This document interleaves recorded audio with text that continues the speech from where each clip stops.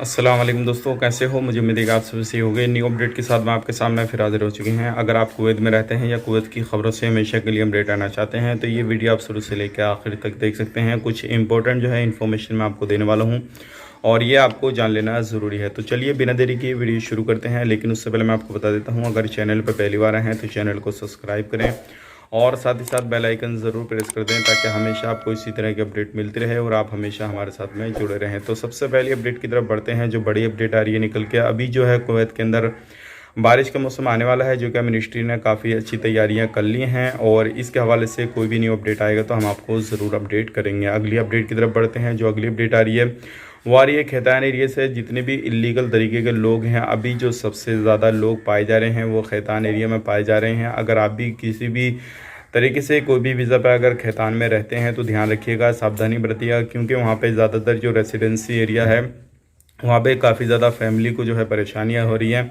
और वो जो है आपके ख़िलाफ़ जो है कंप्लेन वगैरह दर्ज कर रहे हैं। तो इस तरीके से अभी जो सबसे ज़्यादा खैतान एरिया में पाए जा रहे हैं वो लोग जिनके अकामे कहीं और के लगे हुए हैं और वो रहते खैतान में हैं। तो अभी जो है मिनिस्ट्री इस पर भी कोई बड़ा कदम उठाने वाली है, जो कि उन लोगों के जो डाटा हैं वो वहाँ पे जाके अलग अलग जगहों पे जाके चेकिंग वगैरह की जाएंगे और जिनके कामें वगैरह अलग जगह के हैं, जो एड्रेस अलग हैं, काम काज दूसरा करते थे लेकिन अभी किसी भी तरीके से खैतान एरिया में हैं, तो उनको हो सकता है आने वाले वक्त में परेशानी हो जाए।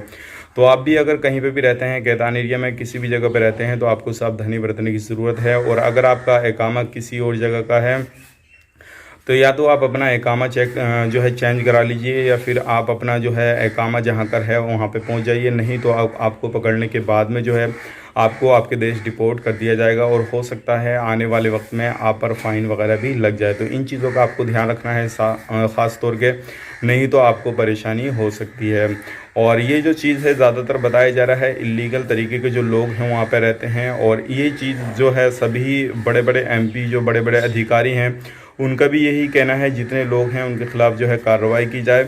और जो लोग वहाँ पे रहते हैं रेसिडेंसी वीज़ा पे, उन लोगों को परेशानी नहीं आनी चाहिए। जो लोग लीगल तरीके से रहते हैं उन लोगों को बिल्कुल परेशानी नहीं आनी चाहिए। जो फैमिली वीज़ा पे रहते हैं उनको भी परेशानी नहीं आनी चाहिए। तो ये थी आज की अपडेट। अब अगली अपडेट की तरफ बढ़ते हैं। अगली अपडेट आ रही है एयरपोर्ट के हवाले से। 17 नवंबर से जो है एयरपोर्ट को 24 घंटे के ताईं खोल दिया जाएगा। पहले क्या था, दिन दिन के अंदर जो है एयरपोर्ट को खोला गया था। जो दिन में फ़्लाइट वहाँ पे आती थी उसी को उतारा जाता था, लेकिन 17 नवंबर से 24 घंटे के लिए एयरपोर्ट को खोल दिया जाएगा। किसी भी टाइम पे कोई भी फ़्लाइट कहीं से भी आती है तो उसको वहाँ पे लैंड करने के लिए दिया जाएगा और जो भी लोग हैं वहाँ पे हमेशा आ सकते हैं। तो ये थी आज की बड़ी अपडेट।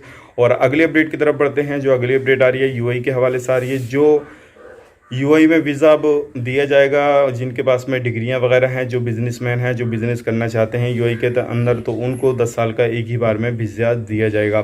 तो ये बड़ी अपडेट थी, सोचेगा आप लोगों तक शेयर की जाए। उम्मीद करता हूँ वीडियो पसंद आया होगा।